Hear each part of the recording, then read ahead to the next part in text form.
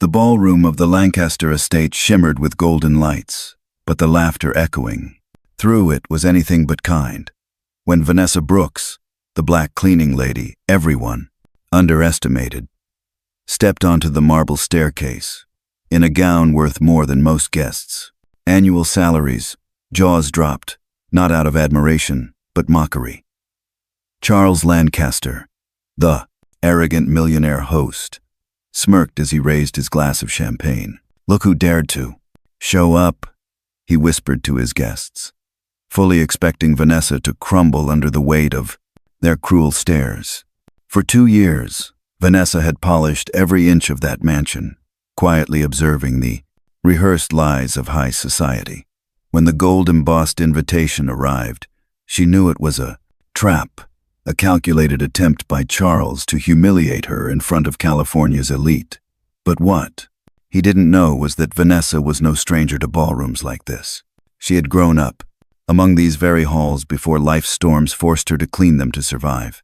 As Vanessa walked into the room, poised and serene, the mocking whispers faded into stunned silence. There was something in her gaze, something unshakable, that told everyone she wasn't there to play the victim.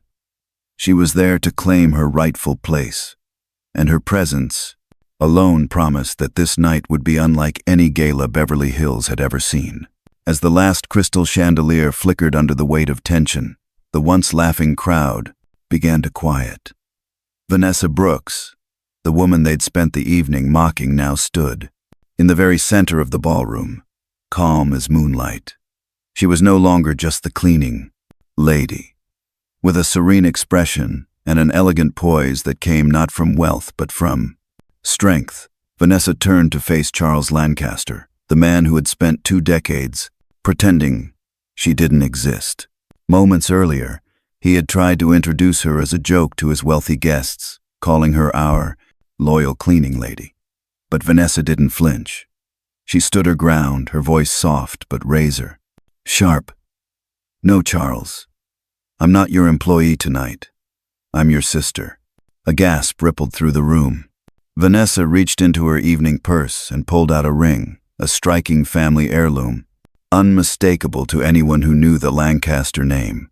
The crowd fell into stunned silence as she held it up. "This ring was given to my mother, Isabella, by your father, Henry Lancaster, the same man you claim died with no other children. He lied, and you helped bury that lie." Charles's smug demeanor began to falter. His wife, Heather, turned pale. "This is nonsense," Charles stammered, but his voice cracked. "She's just trying to embarrass us." But Vanessa had come prepared, not with vengeance, but with truth. 3 figures stepped into the hall like storm clouds rolling in. Diane Morgan, a respected investigative journalist. David Chen, a civil attorney specializing in wrongful inheritance. And finally, Dr. Harold Grant, the very physician who had treated Henry Lancaster in his final days. With steady breath, Dr. Grant stepped forward and dropped the first bombshell. Henry Lancaster didn't die of natural causes. He was poisoned, slowly, over months. And I was forced to falsify his death certificate under pressure. People screamed, glasses shattered, and Charles Lancaster suddenly looked very, very small. Diane projected evidence on a massive screen. Bank transfers, audio recordings of Charles, threatening Dr. Grant, and photographs of hidden documents. Then came the most damning piece, a recording of Charles himself. "If that woman and her bastard daughter think they'll get a dime, they've got another thing coming. Shut it down. Now." The room turned on him instantly. His friends stepped away, unwilling to be associated with the scandal unraveling live before their eyes. Heather backed away too, her eyes wide with betrayal. "Is it true?" she whispered. "You murdered your father to keep the fortune?" Charles collapsed into a chair, sweating, shaking, defeated. Vanessa stepped forward, not to gloat but to speak with clarity. "I didn't come here for revenge. I came for justice. For my mother, who died broken and forgotten. For myself, who scrubbed floors in the home I was born to inherit. For the dignity stolen, not just from me, but from anyone who's ever been silenced by people like you. David Chen approached the front of the room and addressed the guests. In light of the new evidence, Vanessa Brooks is the rightful heir to the Lancaster estate. The inheritance will be restructured, and Charles Lancaster will face charges including murder, fraud, and tax evasion. Police sirens echoed outside. As officers entered the ballroom, the cameras captured the sight of Charles being handcuffed in the same place he had once laughed at Vanessa. He didn't even lift his head as they walked him out. 6 months later, everything had changed. Vanessa sat in the CEO chair of Lancaster Holdings, renamed Brooks and Lancaster Equity Foundation. In the same office Charles had once ruled with fear. The walls were different. Now, gone were the symbols of greed and self-importance. In their place were photos of employees, community projects, scholarship recipients, and fair wage initiatives. Under Vanessa's leadership, the company's profits soared by 40%, not because of ruthless efficiency, but because people were finally treated with respect. Promotions were based on merit, salaries were equal, and those who had once been voiceless now had a seat at the table. Heather Lancaster, now divorced, came to Vanessa before moving out of state. "You could have destroyed us," she said, holding back tears. "But you protected my children. I'll never forget that." Vanessa nodded gently. Children shouldn't pay for their parents' sins, but they should grow up knowing the truth and doing better. Vanessa adopted 2 orphan girls and raised them in the very house she had once cleaned. She didn't seek fame, even when her story went viral. "I don't want to be remembered for surviving injustice," she told Forbes in a rare interview. "I want to be remembered for what I built after it." The company now funded community programs, women's shelters, educational grants, and support services for those harmed by corporate abuse. Dr. Grant now served as the company's head of employee health, offering free services to all staff. David Chen led legal workshops on workers' rights. One afternoon, a letter arrived from prison. It was from Charles. "You don't owe me forgiveness," it read, "but you taught me something I didn't think possible. That dignity can't be inherited, only earned. And I never earned mine. My children ask about you. They want to meet their aunt, the woman who showed them what real power looks like." Vanessa didn't respond. She didn't need to. Her revenge hadn't been his downfall. It had been the rise of something better. As she looked out the window of her office, watching employees laugh and talk in the company garden below, she whispered to herself, "The best revenge is to rebuild a world they tried to deny you and let others thrive in it." The moment Vanessa Brooks revealed her identity as the rightful heir to the Lancaster fortune, the walls of power that Charles Lancaster had built began to crumble. But what most guests didn't realize that night was that Vanessa hadn't merely come to expose one man. She had come to bring light to an entire system of silence and injustice, and she had spent 20 years preparing for this moment. Behind her calm expression and graceful movements was a storm that had been gathering for decades. Vanessa had meticulously documented everything. Not just Charles's role in their father's murder, but his embezzlement of corporate funds, his blackmail of public officials, and his systemic abuse of employees he deemed beneath him. Her return wasn't about revenge. It was a reckoning. The room had transformed from a gala into a courtroom. And as Diane Morgan projected, emails, voice recordings, and documents across the grand hall, guests stared in disbelief. There were images of wire transfers, secret offshore accounts, and contracts manipulated to benefit Charles's personal empire.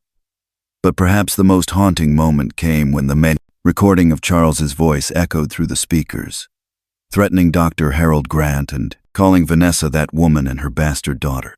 What followed wasn't chaos, it was a collective awakening. People who had once laughed at Vanessa now looked at her with respect, even fear. She wasn't the victim. She was the storm. The authorities arrived within minutes. Charles Lancaster was arrested for murder, fraud, blackmail, and tax evasion. His wife, Heather, collapsed into tears as her children called from college, begging to understand what was happening. "Is it true, Mom? Is Dad a murderer?" Heather had no answers. As Charles was led away in handcuffs through the very hall he had once used to humiliate Vanessa, something shifted inside her. Not satisfaction, clarity. She had stared evil in the eye and made it answer for itself. But Vanessa didn't stop there.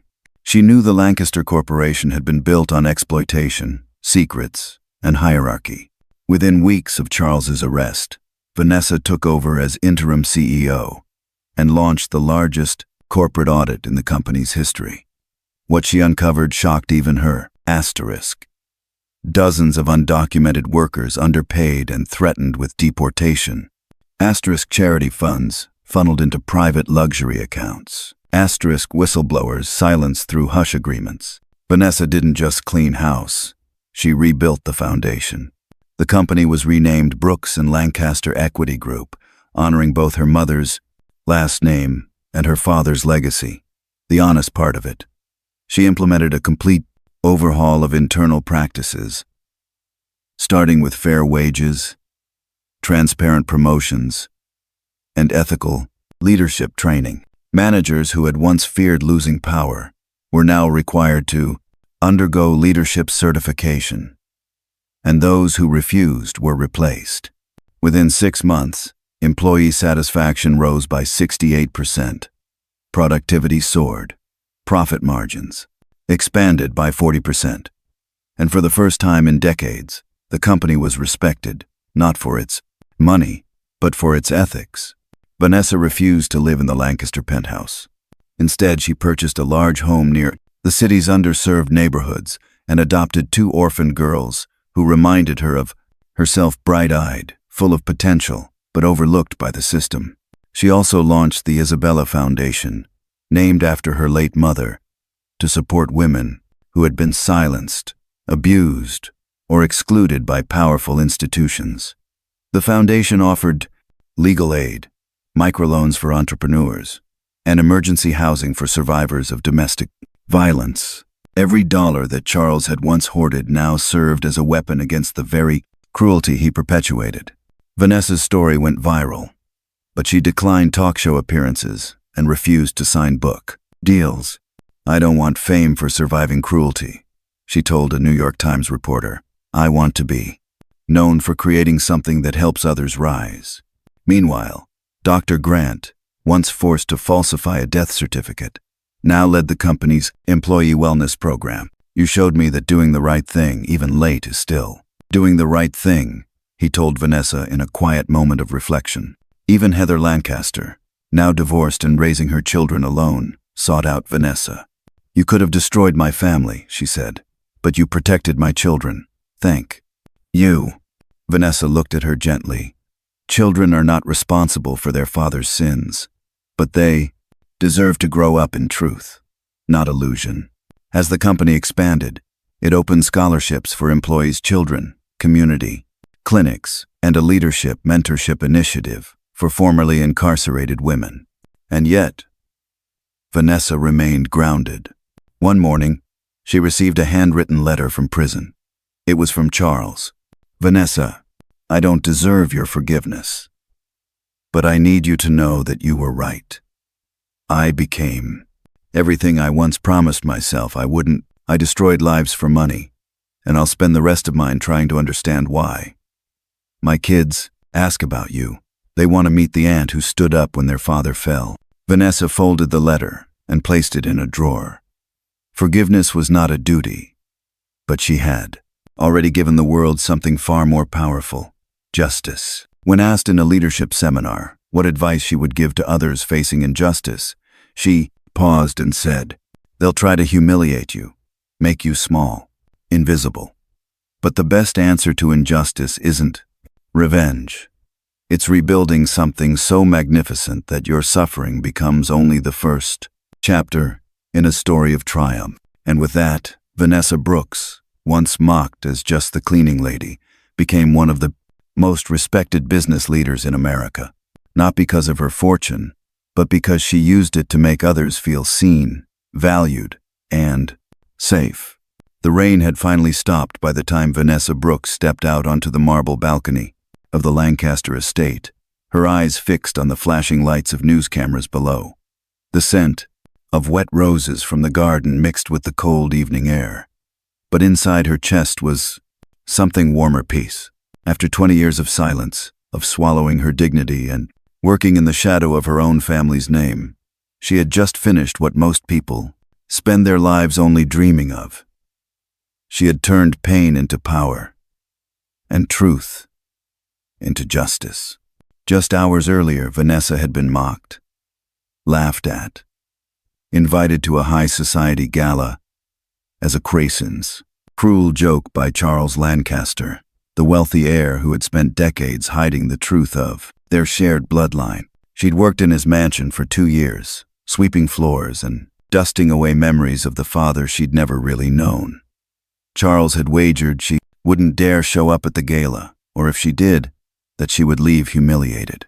Instead, Vanessa arrived in a dress once worn by her mother, Isabella Brooks, the gifted pianist who had fallen in love with Henry Lancaster, Charles's father.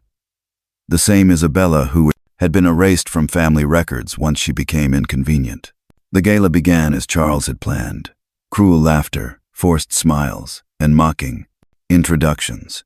But the moment Vanessa held up the heirloom sapphire ring, engraved with the Lancaster family crest, everything changed. Her voice was calm but commanding as she spoke the words that would stop the gala cold. "My name is Vanessa Brooks Lancaster. I'm not the help. I'm your half-sister." The silence that followed was deafening. And then the storm broke, not outside but within those opulent walls. She had brought more than just words. Diane Morgan, a seasoned investigative journalist, arrived with a USB drive full of evidence. David Chen, a legal expert in inheritance and corporate law, had an updated copy of Henry Lancaster's last will, the one Charles had hidden. And finally, Dr. Harold Grant, the family physician who had been blackmailed into falsifying Henry's death certificate, stepped forward with the truth. Henry had been poisoned. Slowly, methodically. The kind of evil that only thrives when power goes unchecked. Then came the recordings. One by one, Diane projected them for all to see. Charles, threatening Dr. Grant. Charles laughing about silencing Vanessa and her mother. Charles, instructing his accountant to make the numbers dance so no one would notice the $20 million he'd stolen from company funds. Charles's downfall was complete before the police even walked in to arrest him. But for Vanessa, justice wasn't in the handcuffs. It was in what came next. 6 months later, Vanessa sat in the office that once belonged to her father. Gone were the trophies of ego and greed. In their place were framed photos of team members, community, projects, and her mother's sheet music, handwritten, yellowed with age, and now preserved with honor. Under her leadership, Brooks Lancaster Industries transformed. Promotions were based on skill and integrity, not family connections. A profit-sharing model was introduced. Employees, who had worked for decades without recognition, were invited to leadership retreats and board discussions. The company's value increased, not just financially, but morally. She launched the Isabella Foundation with her first board decision, pledging $10 million to support single mothers, domestic violence survivors, and talented youth from underserved communities. "My mother was all three," Vanessa said in her announcement speech. "She deserved better, and so do the women living her story today." Vanessa didn't want fame, but it found her anyway. Universities invited her to speak. Forbes named her one of the top 10 most ethical CEOs in America, but she refused to profit from her trauma. When offered a book deal, she declined. "I'm not interested in being remembered for what was done to me," she told the interviewer. "I want to be remembered for what I chose to do after." Heather Lancaster, Charles's ex-wife, came to visit before leaving town with her children. You could have destroyed them, she said tearfully. But you didn't. Vanessa nodded. Children shouldn't pay for their father's sins, but they should grow up in the light of truth. She later adopted 2 girls from a local foster center, both survivors of the system, bright and eager. They were her second chance to build a home where love wasn't conditional and dignity wasn't negotiable. One autumn afternoon, Vanessa received a letter in prison-issued paper. It was from Charles. You don't owe me a reply. But I need to say this. I became the kind of man I used to hate. Arrogant, cruel, hollow. And I destroyed everything I touched. Your presence at that gala didn't just expose me. It showed me who I could have been if I'd chosen love over greed. My children ask about you. They want to know the aunt who saved them from a legacy of lies. Vanessa folded the letter and placed it in a drawer. Forgiveness, she believed, was personal, not owed. And justice had already been served. At a leadership summit the following year, she was asked, "What would you say to someone who feels powerless in the face of injustice?" She answered without hesitation, "Power isn't always loud.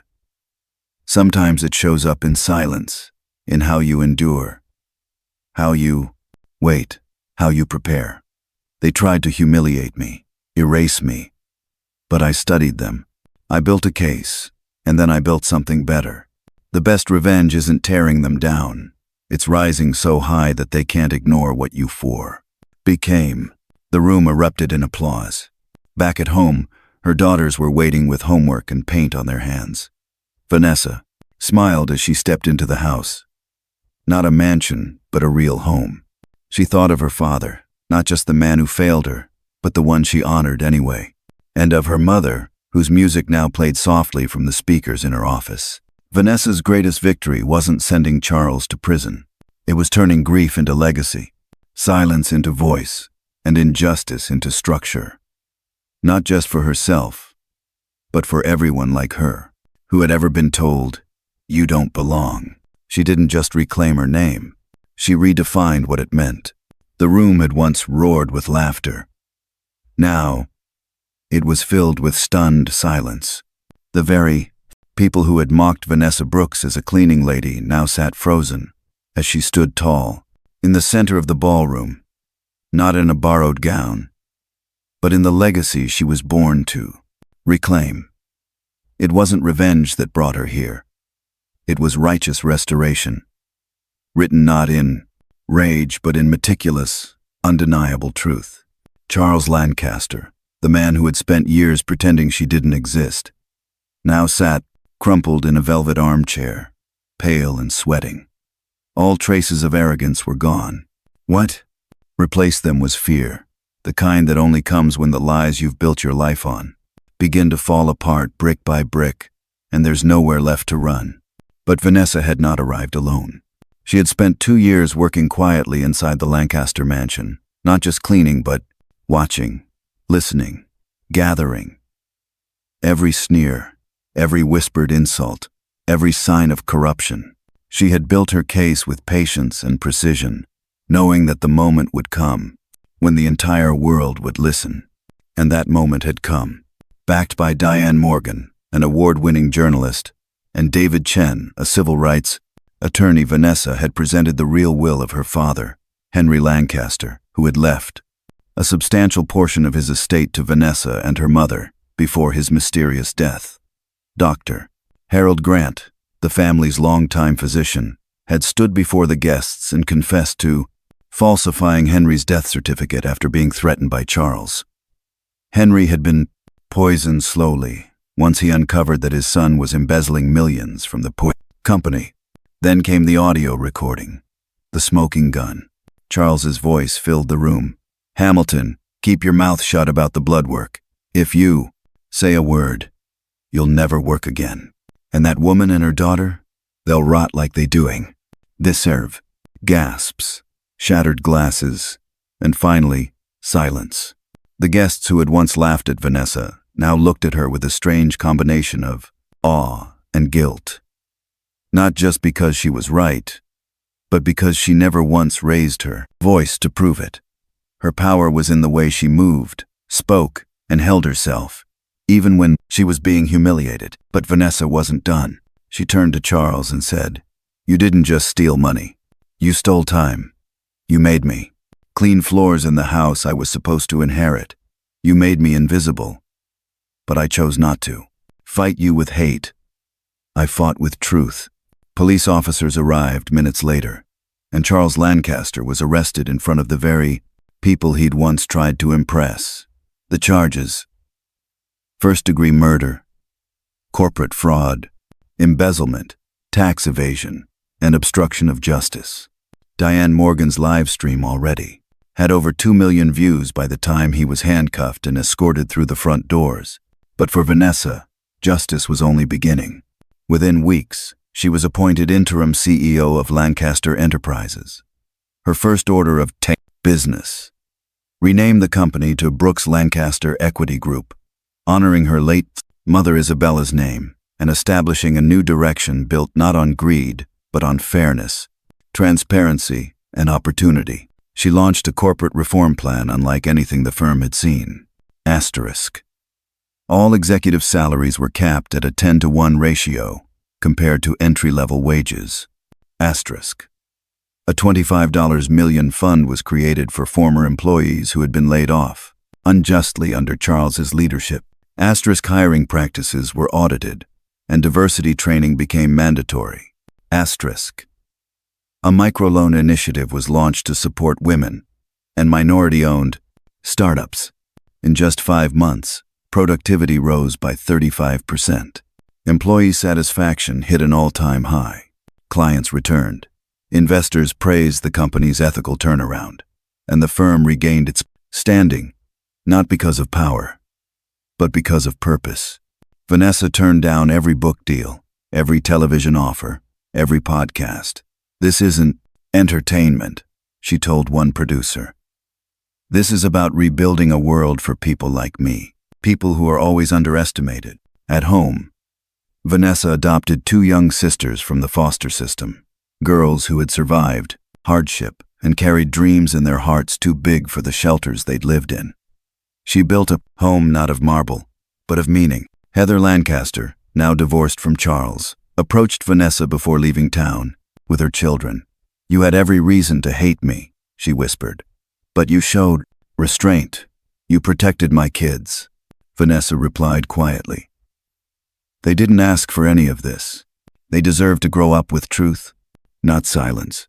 She also launched the Isabella Project, a foundation providing legal and financial support for working-class women caught in unjust employment situations. Within a year, it had resolved over 300 workplace discrimination cases and funded scholarships for 50 young women to attend college. Months later, Vanessa received a handwritten letter from Charles, now in prison.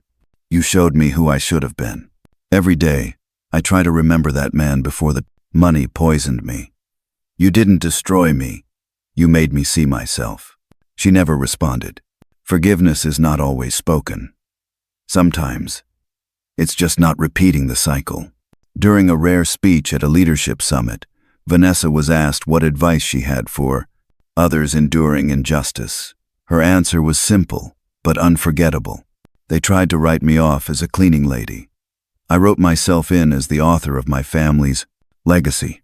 The best revenge is not exposure. The best revenge is reconstruction." And as the crowd stood to applaud her, Vanessa Brooks didn't smile out of pride. She smiled because she knew the next woman like her would never have to clean in silence again. The sun had barely risen when Vanessa Brooks stepped through the revolving glass doors of the company she used to clean. 6 months ago, she mopped those marble floors in silence. Now, she owned the building. It was poetic in a way, not out of vengeance, but out of vision. She hadn't come to burn the empire down. She came to rebuild it into something worthy of the people who had once been invisible. When Charles Lancaster was escorted out of that charity gala in handcuffs, the world watched in disbelief. The internet exploded. A man once praised for his business acumen was now exposed as a fraud, a murderer, and a thief. But behind that shocking downfall was a woman who had waited, planned and endured for 20 years. Vanessa hadn't simply exposed Charles. She had forced an entire industry to confront its cruelty. What most people didn't know was that Vanessa had spent her entire adult life preparing for this, long before she returned to the Lancaster estate as a cleaning woman. She had studied law at night school, worked at nonprofits during the weekends, and quietly built connections with journalists, lawyers, and investigators. Her silence wasn't weakness. It was strategy. After Charles's arrest, the company's board was forced to act. With mounting public pressure, shareholder outrage, and looming lawsuits, they offered Vanessa a seat on the executive committee. She declined, unless she could lead it.